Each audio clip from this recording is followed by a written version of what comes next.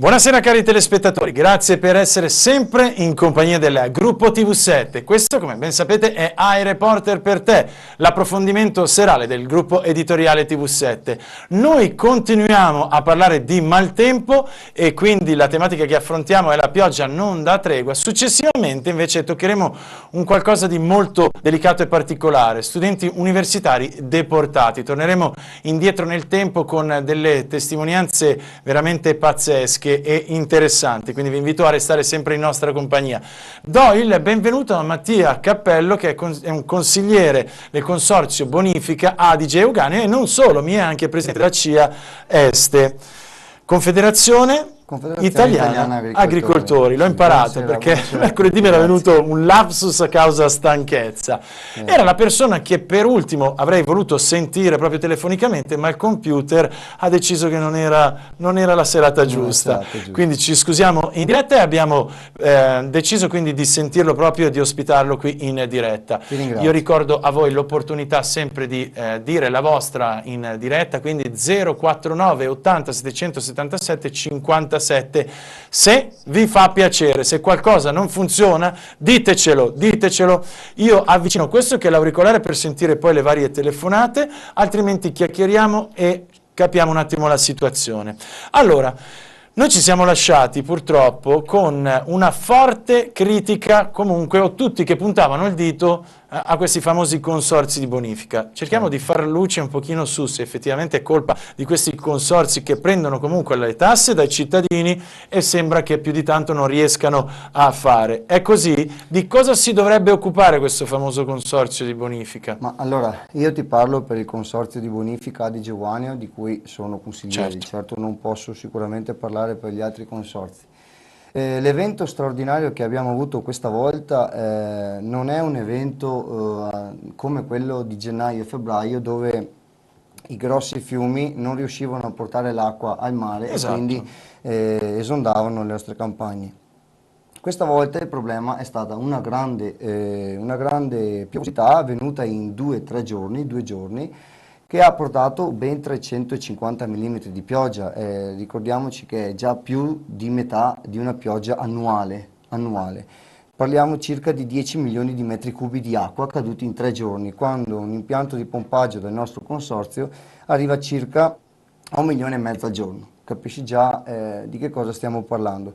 Qui è successo che praticamente tutti i vasi secondari dell'agricoltura, canali, sono collassati completamente, perché nel giro di pochissimo tempo è arrivata una quantità incredibile di acqua che non ha permesso loro di portare l'acqua nei fossi consorziali per poi essere pompata nel Frattagorzone. Guardate questo video, questa è piena città, qui siamo proprio a Padova, guardate che roba. Questo è un tombino. E quindi potete vedere, siamo in piena città, un parcheggio, guardate cosa è accaduto in questi giorni, guardatevi insomma delle campagne. Questo ci dà da vedere quello che io ho appena detto a un incontro che abbiamo fatto in consorzio di bonifica, dove c'era presente il responsabile della protezione civile regionale. Sì, che noi abbiamo sentito al telefono, quindi l'ingegner Tonellato. Dove c'erano presenti tutti i sindaci del territorio interessato.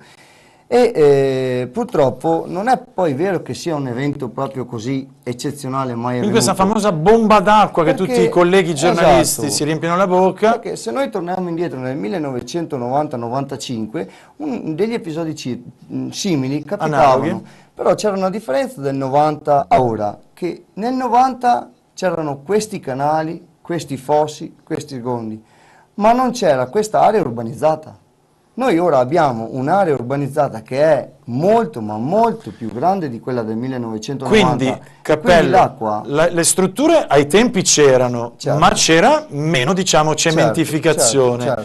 Quindi le strutture, a detta tua, sono rimaste quelle di un tempo, ma è cambiato il fatto di aver portato via al terreno, alla natura, un sacco di spazio. Abbiamo portato via spazio. Non facendo poi le migliorie ai famosi canaletti di cui stiamo parlando. Certo, sono stati portati via spazi, ma non è stato adeguatamente fatto un piano idrico del territorio. Però c'è da dire, e mando in onda un altro video, che questi comunque sono fenomeni, scusate, particolarmente, insomma, importanti. Io Certo, lascio certo. sentire anche un po', adesso pian pianino parte sempre di più la forza dirompente della pioggia e uno dice, ma caspita, sentite un po'.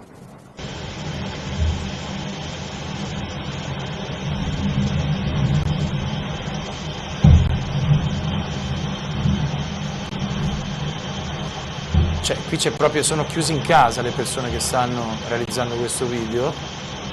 E sentite, caspita, come batte. E qua siamo in piena città, guardate anche il vento. E lo sapete perché comunque l'abbiamo vissuto anche oggi, era così. Il livello l'abbiamo visto. Cioè, sembra che ci siano, sentite? Sembra che ci siano anche, anche oggi a Padova comunque. Esatto, era così. Io guardavo dalla finestra e questa è grandine, Questa è grandine. Certo. E dove siamo? Siamo a Jesolo. A Jesolo, quindi non è che dici siamo chissà dove, al mare. Sì, sì, certo. Comunque, come ti ripeto, nel nostro territorio c'è urgente bisogno di un piano idrico del territorio. C'è urgentissimo bisogno di questo. C'è bisogno che vengano fatti i lavori alle campagne per lo scolo delle acque. Forse è anche il caso che la Regione veda anche un po' di rivedere anche tutti i contributi che vengono dati all'agricoltura e magari piuttosto di usare contributi in fasce tampone o in impianti di siepi che forse all'agricoltura e ora al territorio poco servono, magari dare quei soldi agli agricoltori per fare fossi, canali, per fare la pulizia dei canali di sgorno, eccetera.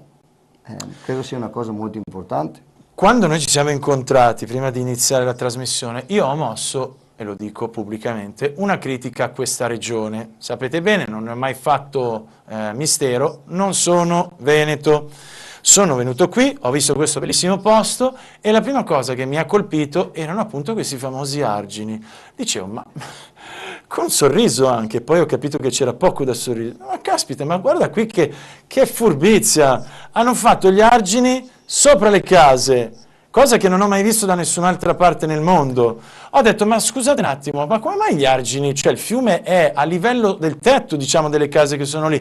E ricordo che avevo paura proprio a guidare perché da cittadino non ero capace ad affrontare l'argine in sicurezza. Certo. Molti non hanno neanche il guardrail. Certo. Quindi ti arriva la macchina molto veloce dall'altra parte, oppure becchi il trattore, il classico polentone di Milano diceva, oh mamma, oh mamma, oh mamma. Certo. Poi quando è iniziato a venire giù l'acqua, la pioggia, ho capito che secondo me era un errore, perché arrivava subito l'acqua alla casa della povera gente. In più, la gente mi ha detto, Emiliano, qua continuano a non pulire, non pulire. Esatto. Questo vuol dire che il letto del fiume, non voglio fare saccente, è salito sempre di più nell'arco degli anni, perché alcune signore mi hanno detto, guarda che non era così secoli fa, anni fa o tempo fa, è da un tot di anni che è così. Ma stai dicendo la sacrosanta verità, è di storia che il nostro territorio è un territorio attraversato da canali, fiumi, pensili. Quindi è nella storia, il nostro territorio ha sempre avuto il letto del fiume più alto delle case. Però, eppure ci sono dei luminari di idrologia qua, però in come questo mai? tempo non sono mai stati puliti. Quindi tu capisci che negli anni È salito si sempre alza di più. di più e quindi ci sta sempre Certo. meno acqua. Questo sicuramente. Allora, abbiamo parlato anche di problematiche per il nostro territorio in generale per il maltempo, ma voglio, visto che siamo italiani e ci teniamo, voglio anche ricordare quello che sta accadendo in altri posti. Qui ci troviamo a Nonantola, scusate, è andata via un po' la voce. E questa è una tromba d'aria, questo è accaduto anche nel nostro territorio. Fa un po' strano dire, caspita, sono accadimenti che già in passato c'erano, perché io personalmente non ne ricordo di così devastanti. Qui non lo so cosa stia accadendo. Sembra un film americano. Esatto. Sembra veramente un film americano, guardate la gente in ufficio che si ripara, perché arriva tutto contro i vetri, è pazzesco. E sappiamo che il territorio, comunque emiliano, ha già subito come il Veneto un sacco di problemi. È pazzesco, è pazzesco. Fa veramente impressione vedere queste cose. Giusto? Rimasto senza parole, Mattia. Sì, sono un po' senza parole. Guarda, io credo che la Regione, il Genio Civile, il Consorzio di Bonifica dovrebbe in parte farsi carico di queste cose e perlomeno credo che alle aziende e alle persone che sono state colpite da questo fenomeno perlomeno non siano chieste le tasse del consorzio di bonifica, perché è una cosa veramente... È detto da un consigliere, appunto, lo ricordo, credo è bello sentirlo dire, credo sia proprio onesto, anche perché se non ottieni il servizio per cui paghi... Ma credo sia il minimo, credo sia il minimo. Mi hai detto una cosa che ho trovato molto particolare, cioè il fatto che alcuni tuoi colleghi abbiano detto: scusate, ma il campo, i terreni sono miei o sono della comunità? Perché sono sempre io, com'è? Certo, perché un mio collega che ha 70 ettari di terreno e sono stati nel gennaio tutti sommersi dall'acqua e poi ora si ritrova ha seminato e si ritrova a dover riseminare tutto perché tutti i 70 ettari sono ancora andati sotto. Siccome noi non siamo così informati, quanto può essere la spesa per un 70 ettari di semina? Quantifica che quel signore là avrà 1000 euro di danni ettaro. Non è cosa da poco. E a quel punto lui dice: ma il mio terreno è mio o è di chi? Perché io faccio da bacino per tutti. E allora dice giustamente: è giusto che io faccio da bacino per tutti? Tasse perché spesso per salvare i centri abitati, le zone industriali. Ora io vorrei dirti una cosa provocatoria. Prego. Ma se questa alluvione e l'acqua fosse entrata nelle banche, nelle assicurazioni, ora staremmo parlando così, facendo una chiacchierata tranquilla, o forse ci sarebbe un po' di peso più forte che si sta muovendo? O perché siamo agricoltori, è giusto che noi agricoltori, tanto gli agricoltori stanno sempre zitti, quando è finito si rimboccano le maniche e vanno avanti. È ora forse di dire basta. Cappello, però ricordiamo una cosa, è l'agricoltura uno dei settori più importanti, certo, giusto? Chi certo. porta il cibo sul nostro piatto non è il banchiere, bravissimo, giusto? Certamente. In Francia e in altri posti questo viene ricordato come un settore fondamentale, qui da noi non funziona così. Abbiamo Rosario Maccarone al telefono, datemi il tempo di rispondere, eccolo qua. Rosario Maccarone al telefono, presidente Comitato Alluvione Veneto AEC Italia, giusto? Perfetto. Grazie Presidente, grazie per la disponibilità. Noi ci ritroviamo ancora una volta sommersi dalle acque. Si è data la colpa a questa eccezionalità del maltempo, ma qualcuno come il mio ospite Cappello Mattia sostiene che non è un'eccezionalità, ci si ricorda già da tempo di altri accadimenti.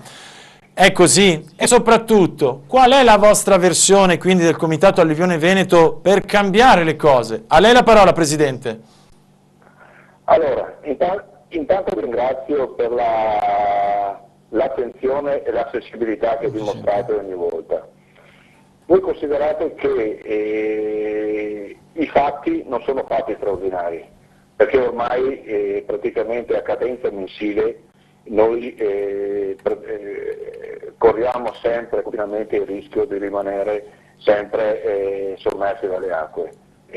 Ogni minima pioggia, come vi dicevo anche l'altra volta, crea panico e tensione e non sono episodi sporadici, perché se considerate che dopo gli eventi del 2010 praticamente 4-5 volte all'anno corriamo sempre il rischio.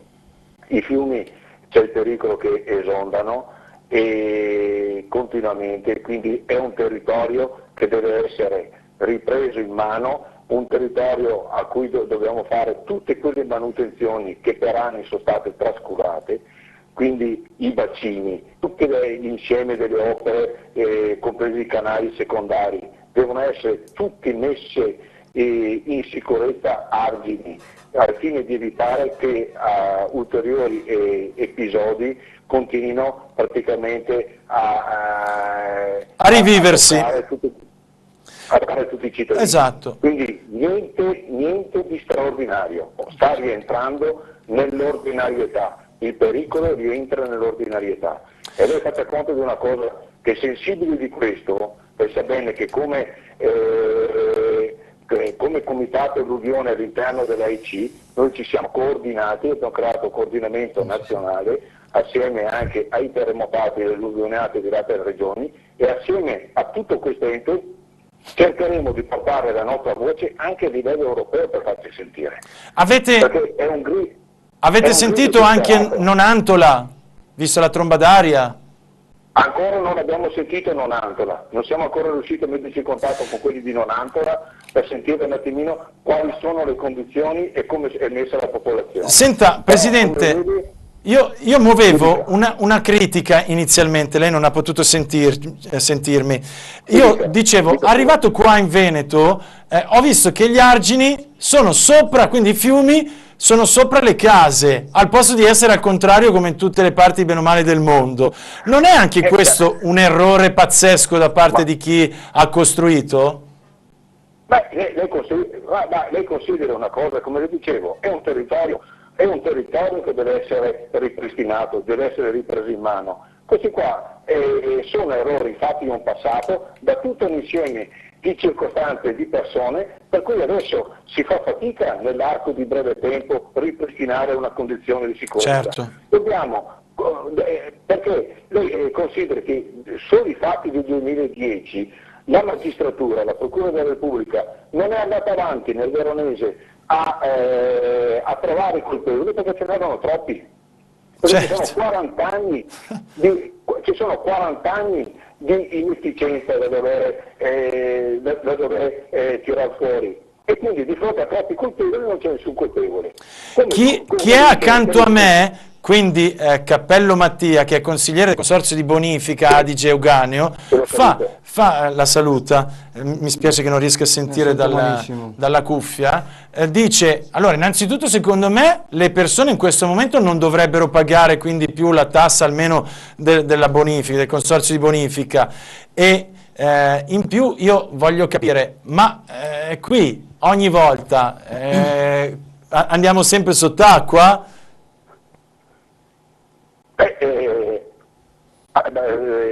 Allora, io le dico, ogni volta noi praticamente rischiamo continuamente di andare sotto. Certo, è sempre così, non cambia mai niente.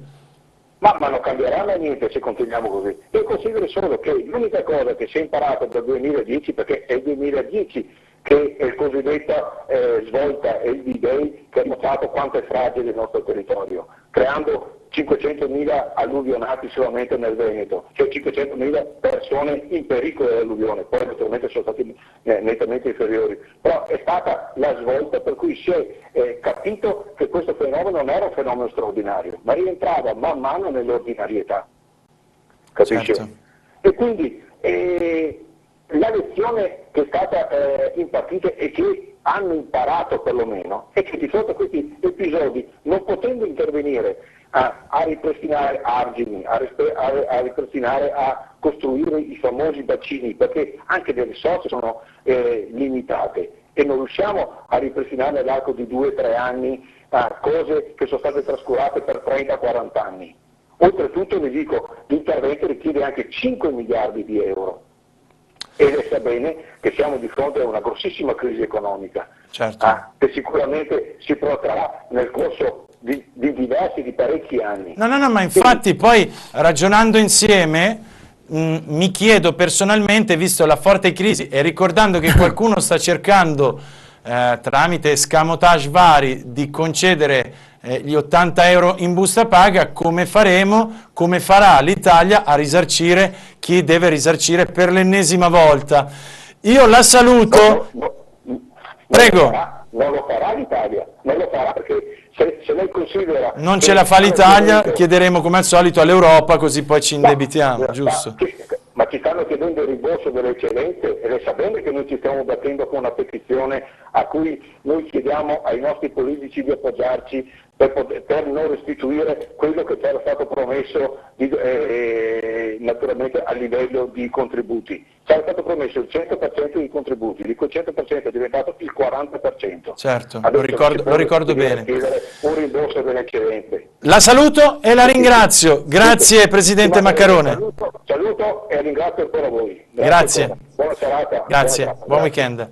Allora io adesso lancio la pubblicità, torniamo a breve, vediamo se riusciamo a ripristinare la cuffia per sentire anche le telefonate qui in diretta.